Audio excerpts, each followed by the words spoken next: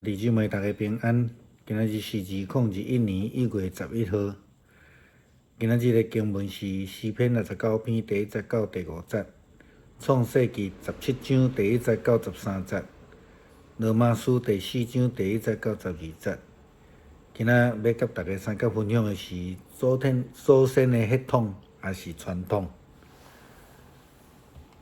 前礼拜咱讲到上帝无有孙仔辈的信徒啦吼，因为信仰是家己甲上帝的关系，家己咱着爱知影要安怎遵守上帝的诫命，要安怎来跟对主。安尼概念，咱嘛讲到即个救恩吼，上帝借着耶稣基督赏赐互世间人，每一个人的。这是伊的救恩啦吼，因此咱明白救恩甲血统是无有关系，伫传统上也无有关系。咱上惊的是信仰变做宗教，宗教建立制度，然后制度受限制伫即个传统。咱咧讲正统的信仰是咱所需要追求的，因此咱有宗教的教义。也有宗教的组织，然后有宗教即个传统。如果这个传统是建立伫信仰的正统顶悬，这是一个真好的代志，因为会通帮助咱来思想、反省，甚至来调整咱的信仰的方向。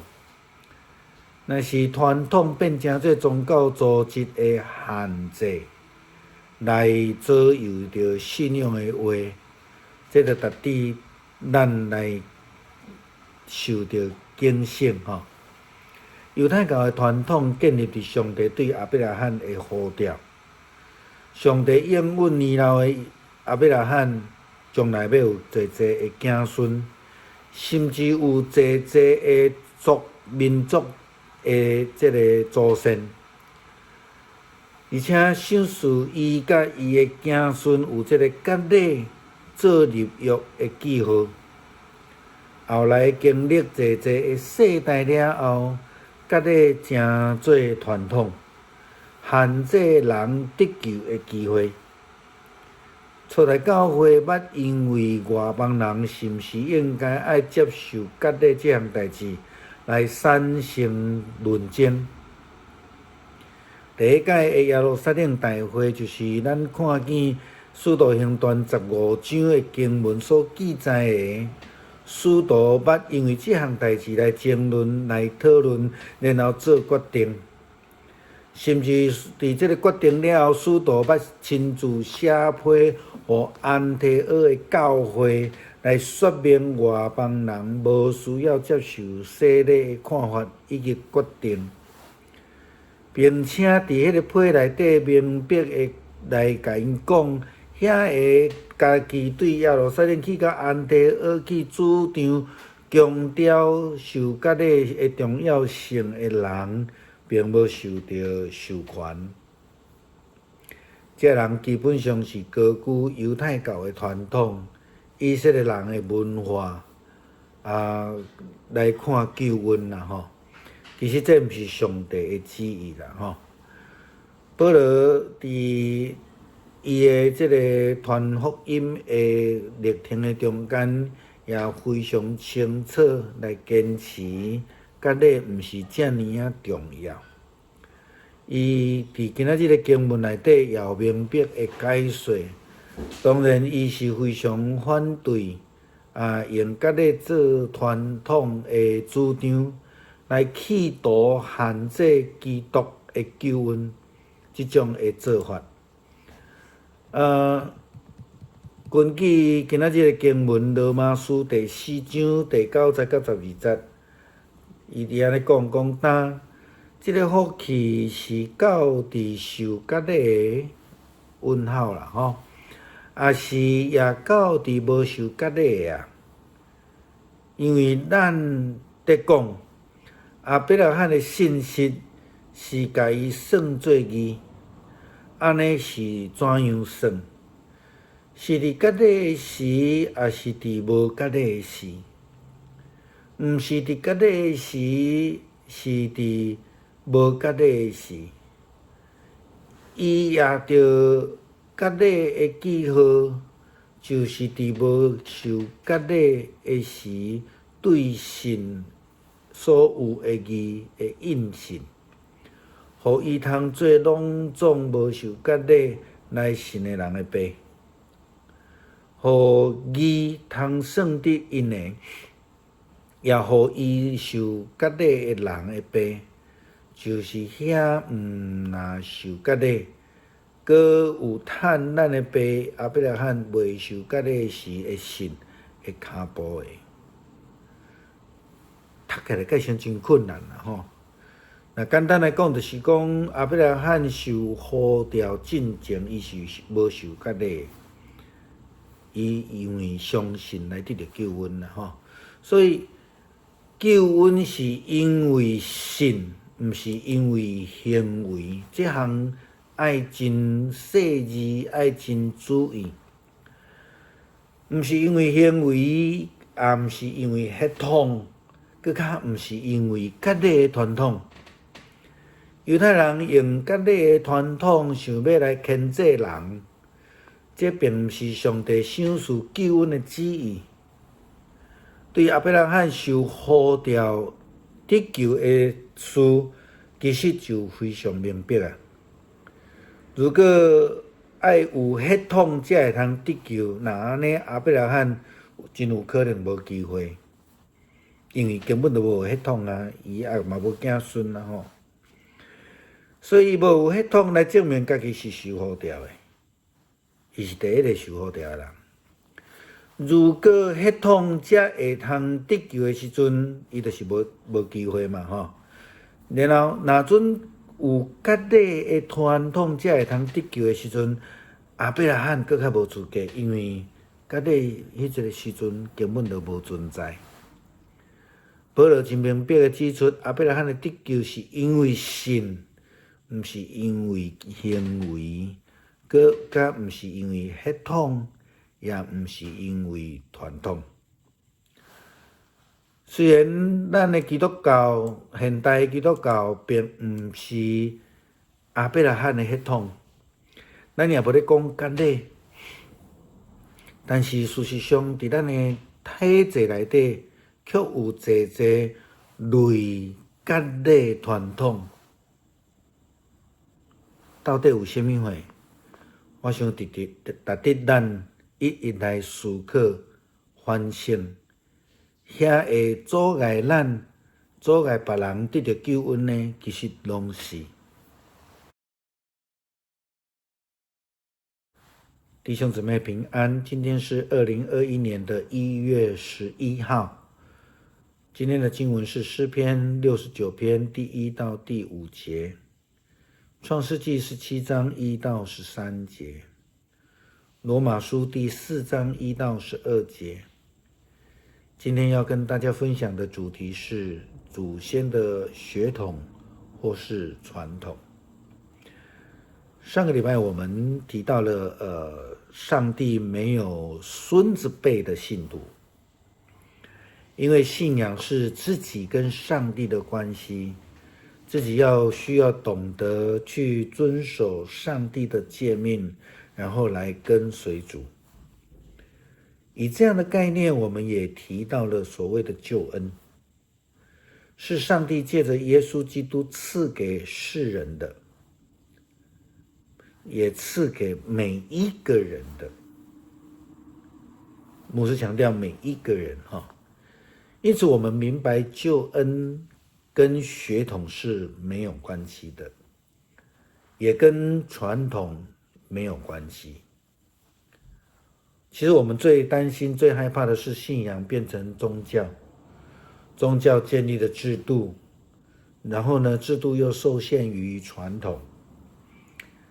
当然，我们所谓的正统的信仰是我们需要追求的。因此呢，我们有了这个宗教的教义，也有了这个宗教的组织，然后有了传统。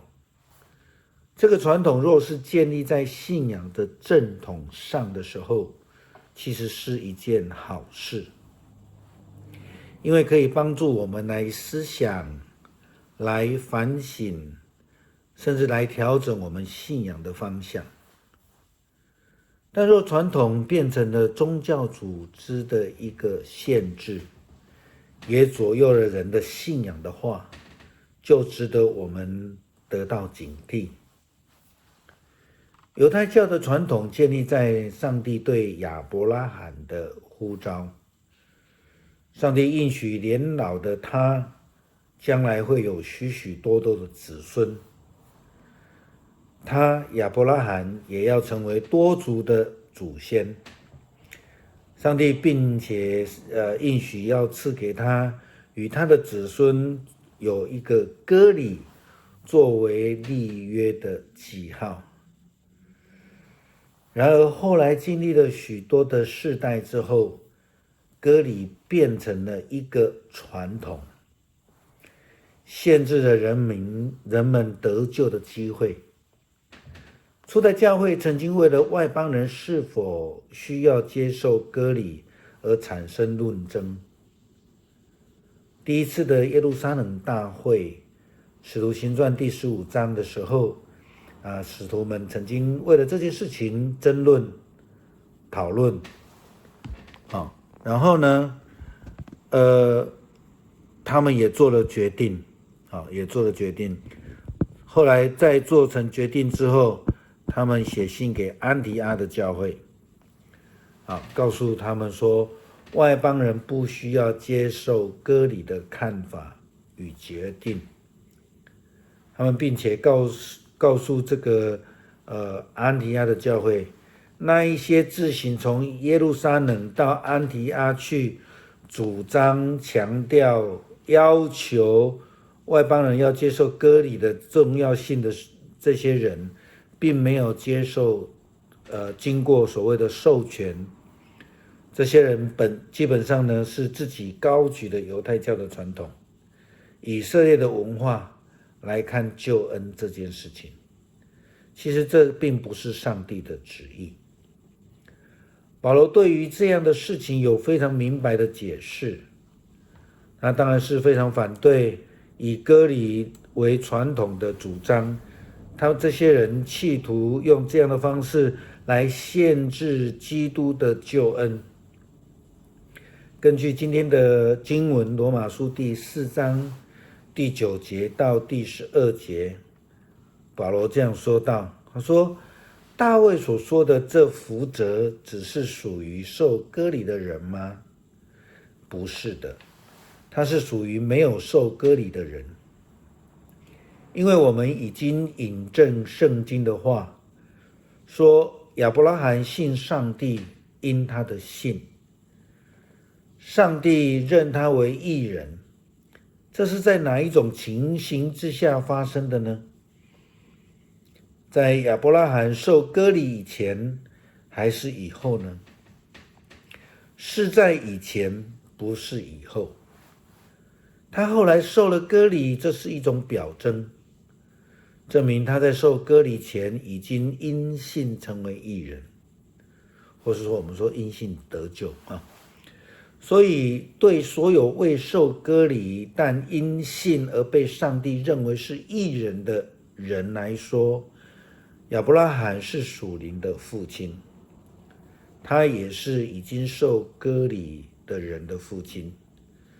不但因为他们受了割礼，也因为他们跟随了我们的先祖亚伯拉罕在未受割礼时那种信心生活。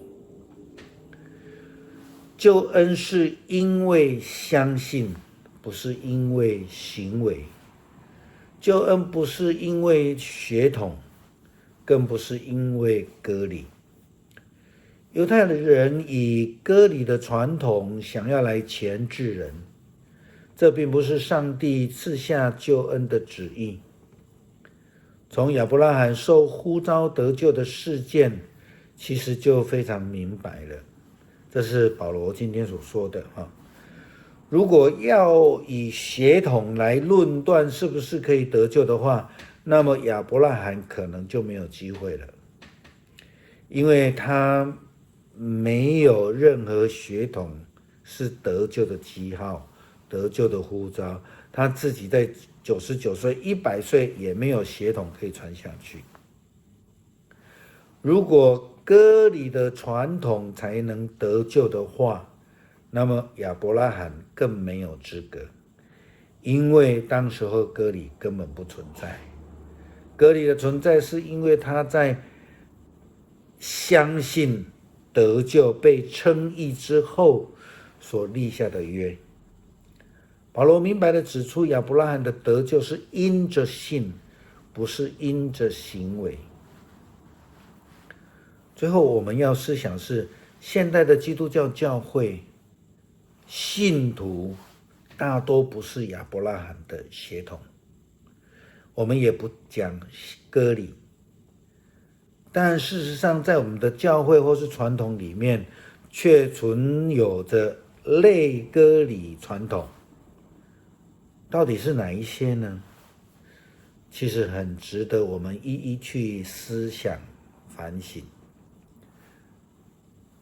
牧师提供一些方向，就是说那一些阻碍我们、阻碍别人得救恩的，其实都是我们必须要反省、思考，作为调整。